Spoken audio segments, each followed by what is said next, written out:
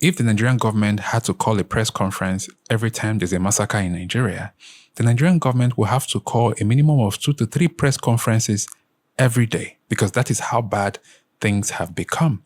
Some of you came out here to say that the American government wants to come to Nigeria to violate your sovereignty because Nigeria is a sovereign state. I need to understand. Is it the same sovereignty that you're sharing with terrorists and bandits that you're talking about? Now let's talk about the 25 girls that were recently abducted and the people who were taken out in the process of their abduction. Should we first find out if they are Christians or Muslims before we can talk about them? You know, we keep lying to ourselves in this country and things keep getting worse. Everybody is pointing fingers towards countries that have turned to dust after being invaded.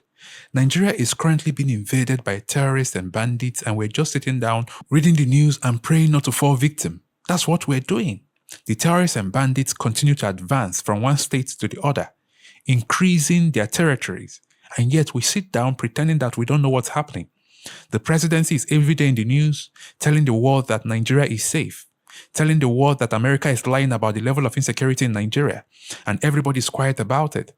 People are being taken out for just no reason. You go to school is a problem. You walk on the road is a problem. You go to church, your place of worship is a problem. You go to the market is a problem. You go to hang out with your friends is a problem.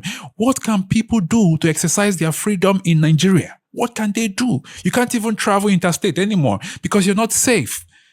You can't do anything. But yet some people in good conscience come out on national television to tell the world that America is lying about the level of insecurity in Nigeria. The people that have the more bigger intelligence than we have. What we're seeing right now is maybe a tip of the iceberg because we are walking into Christmas. Only God knows what's going to happen during the Christmas era. Only God knows. But yet we see videos every day of bandits and terrorists gallivanting and moving around freely in the country, going for negotiations. We have to tell ourselves the truth in this country. We have different ideologies that are clashing against each other. Some people think that the bandits are their relatives. Some people think that the bandits are their loved ones. Some people think that the terrorists are their brothers and sisters. You know, they come out here, they defend their loved ones and their family members who are bandits and terrorists. And they tell the people who have been affected to go with their wounds and lick them up. For how long? How many people are going to be alive by 2027?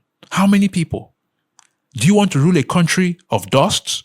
We need to understand what is really happening. What is our government doing to save the Nigerian people from this mayhem? What is the Nigerian government doing?